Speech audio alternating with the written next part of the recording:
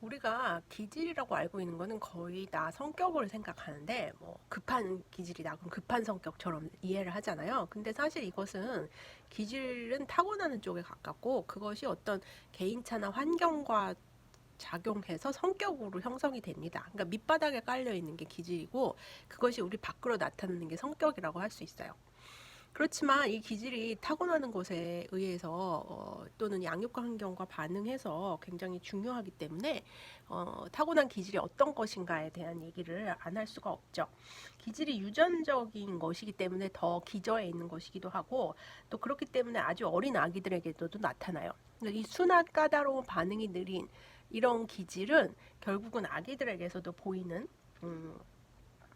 기질이고 그 특성이고, 그리고 이것이 아동기의 관계 경험, 다른 아이나 또는 선생님과 어떤 관계를 가지는지, 그리고 이후에 배우자나 아니면 다른 직장 동료 등과 같이 가지게 되는 성인기에 뭐 어떤 성격을 가지게 된다고 한다면, 이런 기초적인 기질이 바탕이 된다고 할 수 있어요. 첫 번째, 이 순한 까다로운 반응이 느린 기질을 연구한 사람은 토마스 체스인데, 이 사람들이 이 세 가지로 유형을 나눴을 때 전체 아기의 40% 정도는 순한 아기라고 할 수 있어요. 순한 아기는 새로운 환경에 쉽게 적응하고 순응적인, 그야말로 아주 말 잘 듣는 아기라고 했어요. 행복하게 잠을 깨고 장난감을 가지고 혼자 놀며 쉽사리 당황하지 않는다. 낯선 사람에게도 미소를 보이며 새로운 생활 습관에 쉽게 적응한다.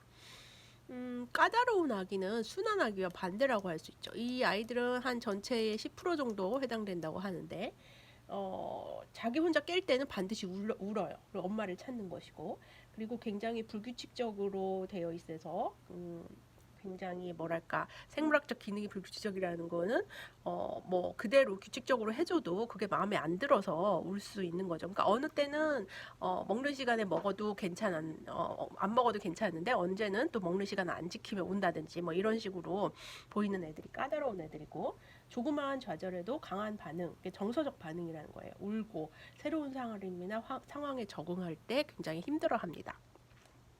반응이 느린 아이들은 전체 아기의 15% 정도 차지한다고 그래요. 이 아기들은 수동적이며 새로운 상황에서 움츠러든다라고 얘기를 했는데, 이런 아기들이 반응 40%라고 했고, 어느 정도의 비율을 차지하지만 이 나머지 35%에 해당되는 아기는 이런 것들로 구분하기 어려웠다. 또는 뭐 복합적이어서 순하면서 반응이 느릴 수도 있고 뭐 이런 식으로 보일 수 있었다고 해요. 그런데 이 기질과 양육 환경 이렇게 했기 때문에 이 얘기는 뭐냐면, 양육 환경을 결국 결정할 때 양육 환경이 독립적으로, 기질에 독립적으로 주어지지는 않는다는 거예요. 뭐라고 돼 있냐면, 까다로운 기질의 아이는 아무래도 부모를 힘들게 하겠죠. 응? 굉장히 울고 어떻게 해줘도 마음에 안 들고 불규칙적인 애들은 엄마를 힘들게 하고 양육을 힘들게 해요. 그렇지만 양육 태도에 따라서 기질이 바뀔 수도 있는 거예요. 수줍고 소심한 기질을 타고난, 수동적이며 움츠러드는 이런 기질을 타고난 아기들도 적절한 외부 환경에 자극을 주는 양육 태도를 보이면 능동적이고 적극적인 성격을 형성할 수 있는 거예요. 그래서 결국은 아이의 발달이 기질과 양육 환경의 상호작용이다 이렇게 얘기를 했는데, 토마스와 체스가 책에는 조화의 적합성이라고 얘기를 하죠. goodness of fit이라고 해서 아이에 대해 부모가 인내심을 가지고 아이의 요구에 민감하게 대처한 경우, 이 까다로운 아기들도 그런 양육 환경에서 자라난 아기들은 나중에 더 이상 까다로운 기질을 보이지 않을 수 있었다. 이것은 조화의 적합성이다라고 얘기를 합니다. 성격 발달 이론가 우리가 앞에 배운 에릭슨 못지않게 유명한 사람이 프로이트죠. 근데 사실 에릭슨은 심리 사회적 성격 발달이고, 사실은 이 프로이트는 심리 성적 발달 이론이에요. 그래서 모든 것을 이 추동으로 설명할 때 어떤 식으로 우리가 발달 단계를 볼 수 있느냐라는 것을 설명했죠. 그러니까 인간의 성격이 에릭슨처럼 포괄적이고 체계적인 틀에 따라 설명한 건 맞는데, 그 밑에 있는 건 성적 발달과 동시에 나타나는 것으로 생각을 했어요. 그래서 그 욕구가 충족이 되느냐 아니면은 충족되지 않느냐에 따라서 어떤 성격이 나타난다고 했죠. 추동은 우리가 정의를 말하자면 행동을 추진하고 방향을 짓는 동기에 가깝습니다. 그러니까 좀 약간 본능적인 동기에 가까운데 우리가 삶이나 죽음에 대한 것은 어떤 인지보다는 본능에 가까운 것이죠. 그러니까 에로스와 타나토스의 추동이 우리의 어떤 방향을 행동을 추진하게 한다라는 것이 프로이트의 전제고 그것을 통해서 우리 이 프로이트는 이런 식으로 빙산처럼 나타난 어떤 지형학적 모형이라고 해서 정신세계는 우리의 정신세계는 이렇게 돼 있다 이렇게 얘기를 해요. 보통 뭐 자아가 있고 초자아가 있고 원초아가 있고 뭐 이런 식으로 설명을 했죠. 그리고 인간의 의식은 굉장히 일부일 뿐이고 이게 왜 빙산 이론이냐 하면 우리 빙산에 떠 있는 부분보다는 떠 있지 않은 부분이 굉장히 크잖아요. 그래서 우리의 의식은 떠 있는 부분이고 사실 그렇게 많은 더 큰 부분은 무의식이 더 크게 자리 잡고 있다는 거예요. 그리고 그 사이에 전인식이 있다는 거고 우리 안에서 어떤 것을 설명을 해야 되는지 이제 프로이트가 관심이 있었던 게 그런 거였죠. 이를테면 초자적인 것은 그러니까 원초화적인 것은 무의식적인 에너지지만 초자적인 것은 어떤 이상적인 것에 가깝고 좀 도덕적인 것에 가까워요. 그러니까 이를테면 원초화적인 것은 책에 나오면은 용변이 보고 싶을 때 그러한 욕구를 즉시 처리하는 것이 그러니까 지금 어떤 무의식적으로는 그렇게 처리하고 싶은데 사실은 원초와의 충동이 사회적 현실과 갈등을 일으킨다면 이 자아가 조절하지만 그것이 어떻게 보면은 그 배변 훈련을 통해서 그 자신의 욕구를 좀 조절할 수 있는 단계로 가는 거죠. 그리고 그 점점 나아가면 자신의 양심을 따르게 된다든지 조금 더 도덕적으로 고차원적인 수준으로 그 다음에 개인이 추구하고자 하는 어떤 원리, 사회적 원리가 있으면 그것을 따르게 하는 뭐 그런 것들에 의한 것이 초자아가 관여하는 부분이라고 할 수 있어요. 그래서 뭐 이런 심리성적 발달 이론에서 이 지형학적 모형을 주긴 했지만 에릭슨처럼 이 프로이드도 성격 발달에 단계가 있다고 생각을 했어요. 단계를 뭐 주로 이제 아동기까지만 본 거를 알 수 있죠. 생식기에서 12세 이후까지라고 했지만 성인이나 장년이나 청년기는 잘 다루지 않은 것을 알 수 있어요.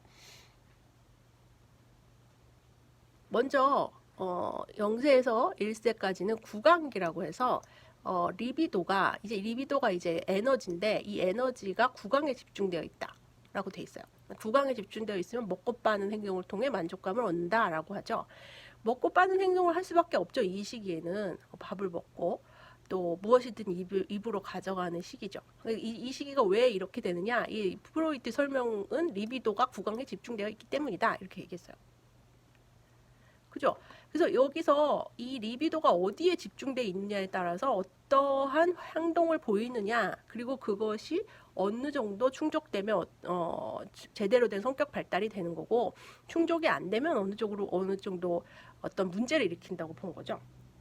리비도가 항문 부위에 집중됐을 때가 항문기, 성기에 집중됐을 때가 남근기 이런 식으로 되는 거야. 리비도가 잠복돼 있어서 잠복기 이렇게 되는 거죠. 그렇기 때문에 이 항문기 같은 경우에는 리비도에 따라서 이 아이가 그 행동을 보이는데 항문기에 집중되어 있기 때문에 배설물에 관심과 흥미를 가지죠. 그리고 자신의 그 배변 훈련을 하면서 더 관심을 가지게 돼요. 자기가 통제를 할 수 있다는 걸 알게 되니까. 이 시기에 지나치게 그 배변 훈련에서 통제를 한다든지 아니면 수치심을 조성을 하면 억압적으로 그렇게 배변 훈련을 하면 성인이 돼서도 영향을 받는다고 해요. 그래서 이때 프로이트의 말로는 그것을 고착이라고 했어요. 고착. 어디에 고착되냐면 이때 적절하게 이 리비도를 풀어주고 하는 것이 필요한데 그것을 억압받으면 리비도를 억압받으면 이 항문기에 고착된다고 그래요. 항문기에 고착된다고.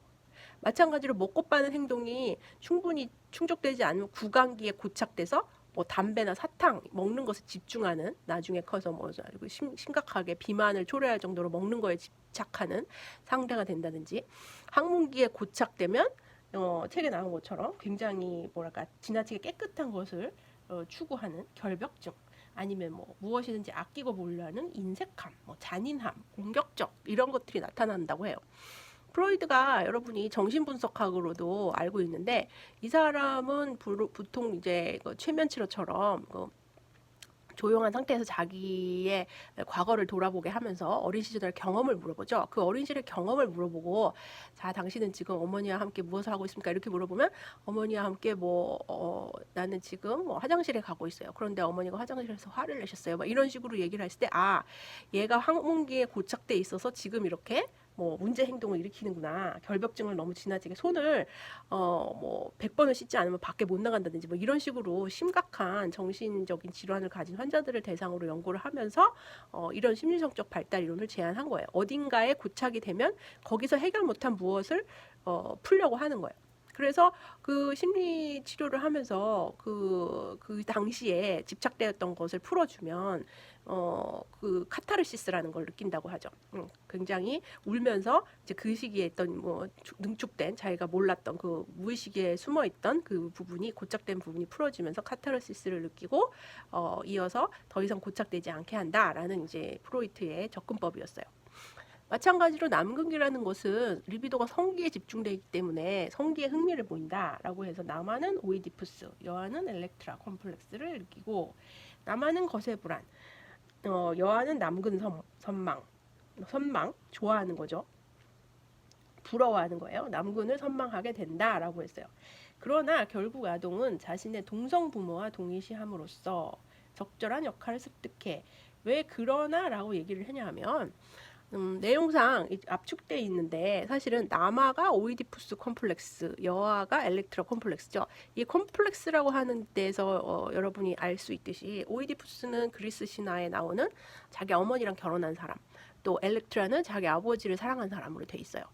우리가 왜 이것이 일어나냐 하면은 이 어머니를 사실은 좋아해서 어머니와 결혼하고 이런 문제가 아니에요. 이 남근기적으로 설명을 하면 이 사람은 이 시기의 아이들이 초자아가 조금씩 형성이 되면 초자아 시기에 가지게 되는 가장 그 기본적인 것이 동일시예요. 동일시. 누구와 동일시하냐면 성인이랑 동일시를 하는데, 성인이랑 동일시하기 위해서는 가장 가까이에 있는 부모가 자기 역할 모델이 되는 거죠. 부모가. 그럼 남아의 경우에는 자기와 비슷한 아빠, 여아의 경우에는 자기와 비슷한 엄마예요. 엄마와 동일시해야 되고 남아는 아빠와 동일시해야 돼요. 그러면 남아가 아빠와 동일시하기 위해서는 아빠와 같이 있는 배우자인 엄마, 아빠는 엄마랑 결혼했으니까 나도 엄마랑 결혼할 거야. 여아의 경우에는 나는 엄마처럼 동일시하고 싶은데 엄마는 아빠랑 결혼했어. 뭐 이런 식의 생각을 하게 된다는 것이 이제 프로이트식의 설명이에요. 그리고 결국은 아이들이 가지게 되는 것은 남아가 거세 불안을 가지게 되는 것은 왜 그러겠어요? 이 무의식적으로 나는 아빠처럼 되고 싶은데 자기가 거세되면 그렇게 할 수 없다는 것이 불안하고, 여아는 남근을 선망하게 된다는 것은 자기는 가지고 있지 않은 것이기 때문이죠. 그런 식으로 이 리비도가 성기에 집중될 때 나타나는 어떤 심리 성적인 이론을 프로이트가 설명을 한 거예요. 에릭슨의 발달 단계에서 말하는 그 어떤 근면성의 단계, 즉 아동기의 근면성의 단계랑 상당히 겹칩니다. 이 잠복기는. 그래서 잠복기에는 이 리비도가 억압이 돼 있어요. 잠자고 있다 이렇게 생각. 지적 탐색인가? 리비도가 억압되어 있는 대신에 다른 식의 활동이 이루어지고 그것은 지적인 탐색이다. 뭐 학업에 힘을 쓴다든지 뭐 이런 것들을 프로이트가 얘기를 했어요. 그런데 우리가 청소년기가 1차 성징이 나타나면 바로 이 성적 에너지가 의식의 세계로 드러나게 되죠. 이제는 이때는 성기에 집중돼 있거나 흥미를 보여도 그것이 바로 생산력을 가지진 못해요. 생산력을 가지지 못해요. 근데 이제는 1차 성징, 2차 성징이 드러나면 2차 성징이 드러나면 성적 에너지가 바로 그 생산력과 직결이 되죠. 임신을 할 수 있고 그런 고로 부모로부터 독립해서 드디어 나도 정신적으로, 신체적으로, 생리적으로는 완전하게 성장했구나라는 것을 느끼게 되는 게 생식기라고 합니다. 마지막으로 성격의 5요인 이론을 설명할게요. 이 성격의 5요인 이론은 프로이트식의 성격이 5세부터 거의 뭐 12세 전후 뭐 이런 식으로 설명한 거에 비해서 약간 이 성격 이론이 얘기하는 거는 기질을 바탕으로 어떤 안정적인 특성을 가지느냐를 가지고 설명을 해요. 그러니까 안정적인 성격의 차원을 중심으로 하고 있어요. 변한다기보다는. 그래서 처음에 정서적인 안정성, 외향성, 개방성, 우호성, 성실성에 비교적 변하지 않는 성격이라고 해서 이것이 왜 빅5, 왜 빅이라고 얘기를 하면 성격 5요인 또는 왜 빅5라고 얘기했냐면 크게 변하지 않는다고 해서 대체로 안정적이라고 생각을 해서 정서적인 안정성부터 성실성까지를 얘기를 해요. 정서적인 안정성이 여러분이 제일 조금 이해하기 쉬운데 다른 거에 어려운데 다른 거에 비해서 이거는 예전에 신경성이라고 불렸던 거예요. 그러니까 다른 것들이 약간 긍정적인 성격인 것은 알 수 있겠죠, 여러분. 그죠? 외향성, 개방성, 우호성, 성실성, 신경성이라고 불리는 거는 그야말로 신경질적으로 뉴로시스라고 해가지고 분노, 우울감, 불안감, 그러니까 불쾌한 정서를 얼마나 쉽게 느끼느냐 이런 거예요. 또 걱정, 부정 감정 같은 바람직하지 못한 행동과 관계된 것으로 걱정, 두려움, 슬픔, 긴장 같은 이런 거 쉽게 하는 것. 그러니까 즉 정서적 안정성이라고 했지만 정서적 안정을 덜 느끼는 경우를 말하는 거죠. 정서적 안정을 잘 느끼는 성격이 아니라 정서적으로 사실은 불안정한 성격을 말해요. 이름하고 헷갈리지 말았으면 좋겠어요. 신경성이라고 해서 분노나 우울 등의 불쾌한 정성을 쉽게 느끼는 경향. 비교적 이 성격이 잘 드러나요. 사람들한테서. 어떤 사람은 특히 화를 잘 내는 사람이 있다거나 아니면 쉽게 우울해지는 사람이 있죠. 그런 사람들은 신경성이 높구나, 정서적 안정성이 낮구나, 뭐 이렇게 얘기를 하고, 외향성은 뭐 여러분이 말하는 그야말로 인싸처럼 다른 사람과의 사교, 자극과 활력을 추구하는 성향이면서 사회와 현실 세계에 의욕적으로 접근한다. 사회성 이런 것들, 사회성이 좋다, 적극적이다 이런 걸 나타낼 때 외향성을 많이 언급을 합니다.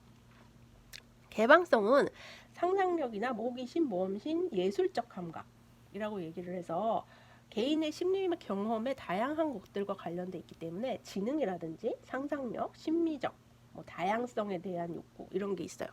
그래서 결국은 다양성이라든지 모험심 같은 거는 보수주의에 반대하는 성향이 아무래도 높겠죠.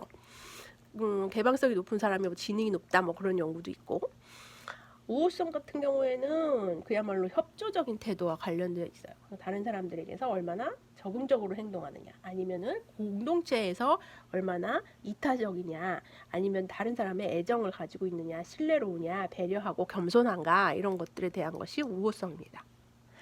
마지막으로 학업 성취랑 굉장히 많이 연결된 게 성실성이에요. 성실한 아이들이 공부를 잘하는 이유는 어떻게 보면 성격적으로 성실성을 타고났기 때문이기도 하죠. 이 성실성의 특징이야말로 목표를 성취하기 위해서 성실하게 노력하는 성향, 과제나 목표 지향성, 또는 심사숙고하고 규칙을 잘 따르고 계획을 세우고 조직과 과제의 준비 이런 것들을 잘하면 당연히 공부를 잘할 수밖에 없어요. 학업 성취와 관련된 성격이라고 해서 뒤에 또 한번 나오겠지만 성실성이 가장 많이 언급이 됩니다. 이러한 요인들이 원래 성격에서 확인되었지만 아동에게서도 어느 정도 나오고 있어서 이것은 유전의 영향이기도 하고 아동이 그 환경 안에서 일관되게 그것을 보이기 때문에 나타나는 걸 수도 있어요.